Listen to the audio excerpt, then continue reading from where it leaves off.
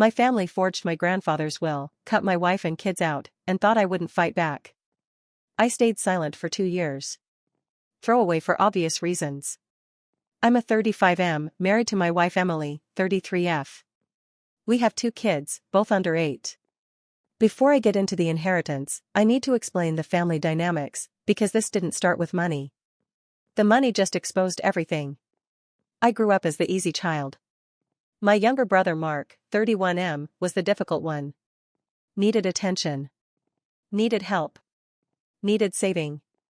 My parents built their entire identity around rescuing Mark from consequences. I learned early that the best way to survive in my family was to not need anything. The only person who ever noticed this was my grandfather, Robert. He practically raised me. When my parents were busy chasing Mark's latest problem, Grandpa was the one picking me up from school, teaching me responsibility, letting me sit quietly in his workshop. He treated me like a person, not an obligation. When I married Emily, everything changed for the worse. Emily is kind, direct, and doesn't tolerate passive-aggressive nonsense. She also didn't come from money. My parents decided immediately that she was after something. They never said it outright. They didn't have to. They excluded her from conversations. Criticized how she cooked. Commented on how she dressed. Ignored her entirely when Mark's wife spoke. When our first child was born, my parents showed up late, stayed briefly, and complained about the hospital parking. When Mark's first child was born a year later, my mom practically moved in with them. The favoritism became impossible to ignore. Mark's kids got paid for daycare. Extravagant birthdays. College funds started before kindergarten. My kids got dollar store toys. Forgotten birthdays. We didn't know you were coming at holidays.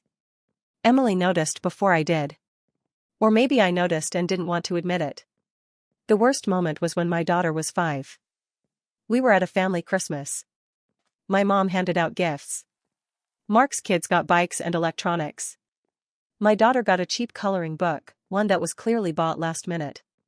She smiled and said thank you anyway. That night, Emily cried in the car. She never asked me to cut contact. She never pushed. She just said, I don't want them thinking this is normal. My grandfather saw it all. He adored Emily. He adored our kids. He hated how my parents treated them.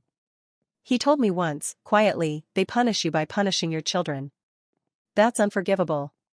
2 years before he died, Grandpa updated his estate plan. He didn't announce it. He didn't make a show of it. He just did it properly. He made me co-executor. He added clauses. He prepared for exactly what happened next. When Grandpa passed away, my parents immediately took control. A week after the funeral, they called a family meeting. Emily wasn't invited. My kids weren't mentioned. They told me Grandpa had changed his will recently. Mark got the house. Mark got the investment accounts. My parents were executors. I was left sentimental items and a small cash amount. When I asked questions, the answers were vague. When Emily gently asked why Grandpa wouldn't tell us, my mom snapped that this wasn't her business. That was the moment I knew something was very wrong. But I didn't argue. I didn't accuse. I said, okay. That silence cost my wife and kids 2 years of emotional stress. But it also destroyed my family legally. Update 1, 2 months later. I didn't expect this to get this much attention. I'm updating because things have escalated faster than anyone predicted. First, something I didn't include earlier because I didn't think it mattered, my wife Emily was deliberately excluded from everything after my grandfather's death. When my parents held meetings about the estate, Emily wasn't invited. When documents were explained, they told me not to confuse her. When I asked why, my mother said, this is blood business. Emily heard that. She never forgot it. She also never once told me to confront them. She said, do this right. Do it clean. Do it once. She attended every meeting with our attorney. Took notes. Organized documents.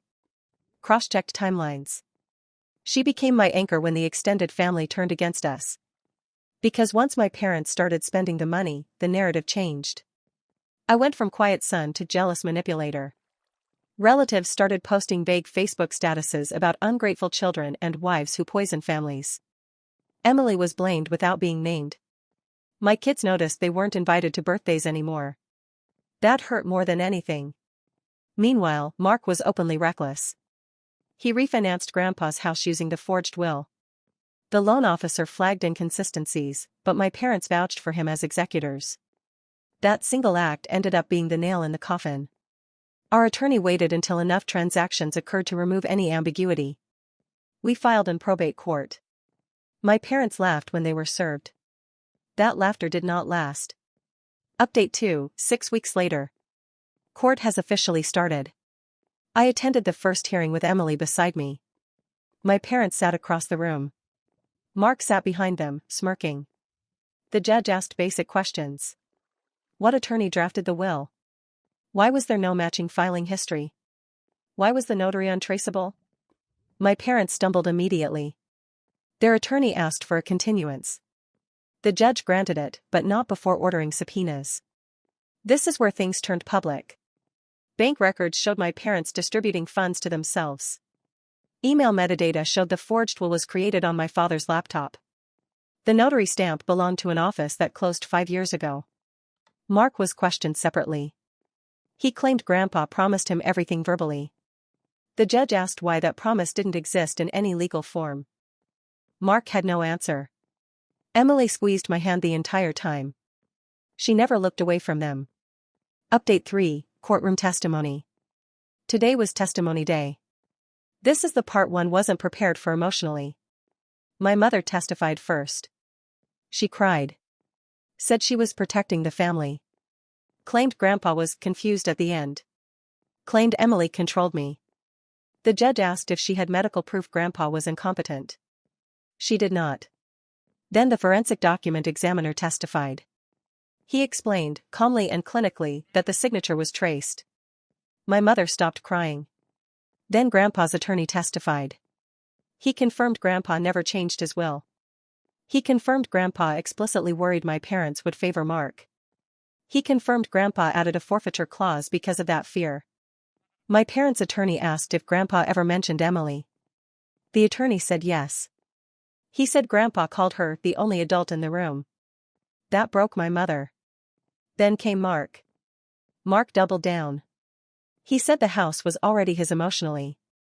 The judge asked if emotional ownership overrides law. Mark snapped, it should. That outburst was recorded. Emily didn't cry. She smiled slightly. Update 4, Sentencing and Fallout. Everything is over. The will was declared fraudulent. My parents were removed as executors and referred to the DA. Mark was arrested first. Because of the refinance. Because of the loan. Because he used forged documents knowingly. My parents pleaded guilty. They avoided prison, but lost everything they valued: control, image, authority. Mark did not avoid prison. The sentencing hearing was public. Extended family attended. So did people who once believed the lies. The judge listed every piece of evidence. The Facebook posts. The refinance paperwork. The emails. Mark was sentenced to multiple years. My parents were ordered restitution. After court, my mother tried to approach Emily. Emily said one sentence. The will was declared fraudulent. My parents were removed as executors and referred to the DA. Mark was arrested first.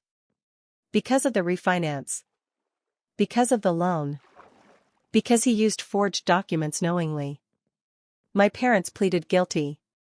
They avoided prison, but lost everything they valued: control, image, authority. Mark did not avoid prison. The sentencing hearing was public. Extended family attended. So did people who once believed the lies. The judge listed every piece of evidence. The Facebook posts. The refinance paperwork. The emails. Mark was sentenced to multiple years. My parents were ordered restitution. After court, my mother tried to approach Emily. Emily said one sentence. You treated my children like they didn't matter. Now you don't either. She walked away holding our kids' hands.